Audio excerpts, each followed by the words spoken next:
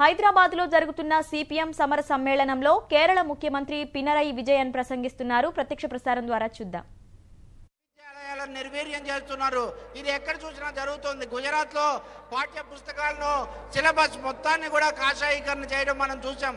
అదే గుజరాత్ లో ఆ తర్వాత చాలా ఘటనలు జరిగాయి. అలహాబాద్ లో ఢిల్లీలో, హైదరాబాద్ లో, తమిళనాడులో, ఇంకా చాలా చోట్ల ఈ విధంగా దళిత కేంద్రాల మీద, విద్యార్థుల మీద కూడా దాడులు జరుగుతున్నాయి. చాలా అభినందించాల్సిన విషయం. మన విద్యార్థి ఉద్యమం దీన్ని ఎదుర్కోవడానికి సిద్ధమవుతోంది. సామాజిక పోరాటాలు జరుగుతూ ఉన్నాయి. కానీ నేను ఒక విషయం చెప్తున్నాను, విద్యార్థి ఉద్యమాలు నిలబడాలి, లక్ష్యాన్ని సాధించాలి అంటే మీరు రైతులతో, వ్యవసాయ కార్మికులతో, కర్షకులతో కూడా కలిసి మీరు నడిచినప్పుడే మీ ఉద్యమాలు నిలదొక్కుకోగలుగుతాయి. కాబట్టి ఇతర పేద ప్రజల యొక్క, శ్రమజీవుల యొక్క ఉద్యమాలతో మీరు సంఘీభావం చూపించాలి అని చెప్పి కూడా నేను వాళ్ళకు సూచిస్తూ ఉన్నాను. Comrades, women are possibly the worst affected by the saffronization of our society as a whole. When it comes to their political, social and economic rights, women become invisible to the Hindu fundamentalist ideology, which the Sangh Parivar and the BJP uphold. The Kap Panchayats, which make the law into their own hands and carry out legal dispensation on gender and caste-based lines as per the dictates of Manusmriti and such other obscure social laws, do immense harm to the liberation of women. It was in the wake of rising honor killings and rapes that the Nirbhaya Fund was set up. It was supposed to take care of women who faced violence, but sufficient funds have not been allocated. The government has time and again revealed through its actions that it is not serious about such measures for women's safety and security. More than enough proof for it lies in the fact that it takes the implementation of Justice Verma Committee recommendations and the observations made by the Supreme Court in the Vishaga case too lightly.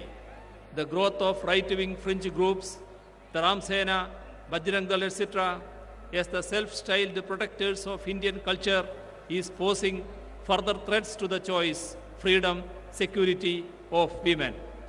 దళితులు, మైనారిటీలతో పాటు ఈ సంఘ పరివార్ యొక్క ఛాందసానికి, మత ఛాందసత్వానికి ప్రధానంగా మహిళలు కూడా బలి అవుతూ ఉన్నారు.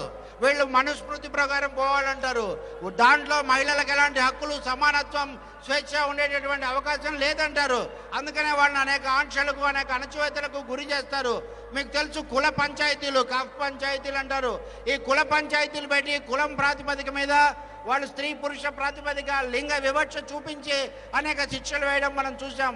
ఇటువంటి ఉద్రిక్త వాతావరణంలో అనేక అత్యాచారాలు కూడా జరిగిన తర్వాత నిర్భయ చట్టం తీసుకొచ్చారు.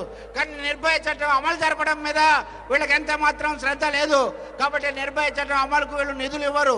జస్టిస్ వర్మ కమిటీ ఉంది, మహిళలకు సంబంధించి వాళ్ళ భద్రత కోసం, రక్షణ కోసం కీలకమైన సిఫార్సులు చేసింది. దాన్ని కూడా వీళ్ళు అమలు చేయరు. అలాగే పనిచేసే ప్రదేశాల్లో మహిళలకు రక్షణ కల్పించడానికి సంబంధించి విశాఖ తీర్పు అనేది ఒకటి ఉంది. దాన్ని అమలు జరపడానికి కూడా వీళ్ళు యంత్రాంగం ఏర్పాటు చేయరు. మొత్తం మీద వీళ్లకు మహిళలంటే చిన్న చూపు, మహిళలంటే వివక్ష, మహిళలు ఎటువంటి పనులు చేయాలి, ఏం కట్టుకోవాలి, ఎలా లోబడి ఉండాలని ఆలోచించేటటువంటి ఛాందసత్వం, తిరోగమన భావం వీళ్ళలో ఉంది. కాబట్టి మహిళలు ప్రధానంగా బలవుతున్న పరిస్థితి చూస్తున్నాం మనం. A conscious attack is being made on efforts to uphold scientific temper and rationalism. It is not surprising that public consciousness goes on such tangents when the highest officers of the country itself are peddling myths as facts, like the existence of aeroplanes, stem cell research, and plastic surgery in the Vedic period. The killings of Narendra Dabolkar, Govind Pansare, and M.M. Kalburgi are blots on the conscience of this nation. It is the price we have to pay for upholding principles of scientific temper and rationalism. The left will gladly pay this price to ensure that our society remains sane on the basis of logic and rational. Even freedom of speech is under threat. I was stopped from attending a program in Bhopal and threats were issued against me in Mangalore. Yesterday, even our General Secretary's program was cancelled by the Nagpur University following the dictates of the Sangh. We have come to such times that even national leaders of political parties are not free to move about and do their politics. This also means that we are on the right path when the Sangh sees us as their primary opponents.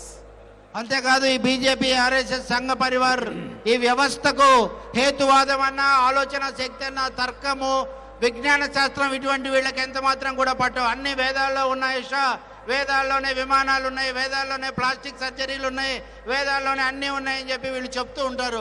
ఒక ఛాందసత్వాన్ని, అజ్ఞానాన్ని, మూఢత్వాన్ని సమాజం మీద రుద్దడానికి వీళ్ళు ప్రయత్నం చేస్తూ ఉంటారు. దీనికి వ్యతిరేకంగా ఎవరైనా హేతువాదం కోసం, విజ్ఞాన శాస్త్రం కోసం నిలబడితే వాళ్ళను వేటాడి చంపేటటువంటి దుష్ట సంస్కృతి కూడా వీళ్ళు తీసుకొచ్చారు. మీకు తెలుసు, నరేంద్ర దబోల్కర్ను కానీ, గోవింద పన్సారేను కానీ వీళ్ళు ఏ విధంగా క్రూరంగా హత్య చేశారని. వామపక్షవాదులు కావచ్చు, హేతువాదులు కావచ్చు, ఒకవేళ ఈ దేశంలో విజ్ఞాన శాస్త్రాన్ని కాపాడడానికి తమ ప్రాణాలు మూల్యంగా చెల్లించాల్సి వస్తే చెల్లిస్తారు. వాళ్ళు విజ్ఞాన శాస్త్రాన్ని, లౌకిక తత్వాన్ని నిలబెడతారని చెప్పి నేను ఈ సభలో చెప్పదలుచుకున్నాను. వీళ్ళకు భావ ప్రకటన స్వేచ్ఛ అంటే కూడా వీళ్ళకు నచ్చదు. ప్రతి చోట దాడి చేస్తారు. ఎవరో ఎందుకు నేను భోపాల్లో మాట్లాడడానికి వెళ్తే నన్ను అడ్డుకున్నారు, మంగళూరులో నాకు బెదిరింపులు చేశారు. సరే, అవన్నీ విఫలం చేసి నేను జయప్రదంగా అక్కడ మాట్లాడి రావడం మంగళూరులో జరిగింది. మా ప్రధాన కార్యదర్శి సీతారాం యేచూరి గారు నాగపూర్ యూనివర్సిటీలో ఆయన ప్రసంగించాల్సి ఉంటే సంఘ పరివార్ నుంచి బెదిరింపులు వచ్చాయని ఆ ప్రసంగాన్ని కాస్త రద్దు చేసినటువంటి చరిత్ర కూడా వీళ్ళకుంది. మేము ఇటువంటి వాటికి ఏమి జంకేవాళ్ళం కాదు, వీటన్నింటిని కూడా ఎదుర్కొంటాము. మేము విజ్ఞాన శాస్త్రం కోసం, లౌకిక తత్వం కోసం, ప్రజాస్వామిక విలువల కోసం, ప్రజల కోసం నిలబడతాము అని చెప్పి ఈ సభలో మేము చెప్పదలుచుకున్నాం. Comrades, while they say they are nationalists, the BJP keeps the gates of our industries open to multinational corporates. They are keen to sell off our public sector companies to private entities. Even the railways, our biggest national asset, is under the threat of privatization. They are giving up our land, water, and natural resources to big corporates when it should be the collective wealth of our country. They have ruined our public distribution system, and soon ration shops will become history. Even midday meals for our school children is being meddled with by the BJP. They have done away with price sellings on medicines, making healthcare unaffordable to the vast majority of Indians. They even plan our country's defenses to the tune of the imperial forces. One should not expect anything better from them, as they belong to the RSS, who disowned our freedom struggle, wrote apologies to the British, and killed Mahatma Gandhi, the father of our nation. వీళ్ళెప్పుడు కూడా దేశభక్తి అంటుంటారు, జాతీయత అంటుంటారు, చాలా మాటలు చెప్తుంటారు. కానీ వీళ్ళకి దేశం మీద భక్తి లేదు. వీళ్ళు స్వాతంత్ర పోరాటంలో వీళ్ళు పాల్గొనలేదు. మన జాతిపిత మహాత్మా గాంధీని హత్య చేసినటువంటి చరిత్రక నేపథ్యం ఉన్నటువంటి వాళ్ళు వీళ్ళు. గతంలో పాత విషయాలు వదిలేయండి. ఇప్పుడు వీళ్ళు ఏం చేస్తున్నారు? ఈ దేశ సంపదను మనం రత్నగర్భ అని చెప్తాము. ఈ దేశంలో ఉన్న ప్రకృతి వనరులను, ఈ దేశంలో ఉన్న గనులను, సంపదలను ఎవరికి అంటే విదేశాల్లో కట్టబెడుతూ ఉన్నారు. భారతదేశానికి గర్వకారణమైనటువంటి విశాలమైన రైల్వే వ్యవస్థను కూడా కార్పొరేట్లకు, కరోడ్పతులకు వీళ్ళు అప్పచెప్తూ ఉన్నారు. ఏ ఒక్క విషయం తీసుకోండి మీరు, చౌక దుకాణాలు వీళ్ళు మూసేస్తున్నారు. ఇక మర్చిపోతాం, అవి చరిత్రలో కలిసిపోతాయి.